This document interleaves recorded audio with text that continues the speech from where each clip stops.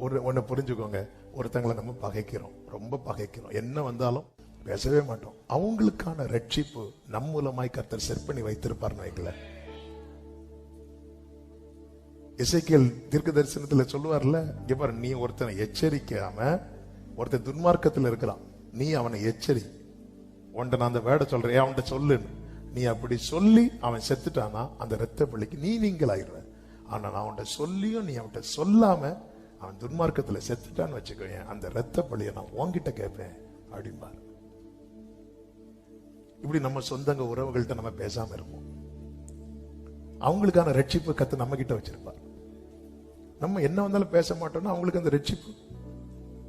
கொர்நேலியு வீட்டுக்கு ரட்சிப்பு கர்த்தர் யார்கிட்ட வைத்திருந்தார் தெரியுமா? பேதுரு கிட்ட. ஆனா பேதுரு நான் போக மாட்டேன் இருக்கிறான். நாங்க யூத மார்க்கம், நாங்க அந்த கோத்திரம் இந்த கோத்திரம். ஆனா கொர்நேலியு பாருங்க, பேதுருவை தூதன மாதிரி பாக்குறாங்க. பேதுருவும் அவங்கள ஆகாதவனா பாக்குறான்.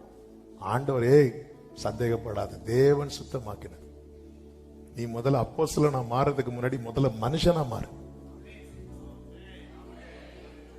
ஆமே, முதல்ல மனுஷனா மாறும், அதுக்கப்புறம் அப்போஸ்தலர், அதுல ரெண்டாவது.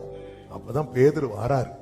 கொர்நேலியு வீட்டுக்கு வரும்போது கொர்நேலியு எல்லாம் காலை விழுந்தனும், பேதுரு எலும்பு, நானும் உங்களை மாதிரி மனுஷன்தான், உங்களுக்கு தெரியும்ல யூதர்கள் வரமாட்டாங்க, இதெல்லாம் ஆண்டவர் உடைச்சிட்டார்.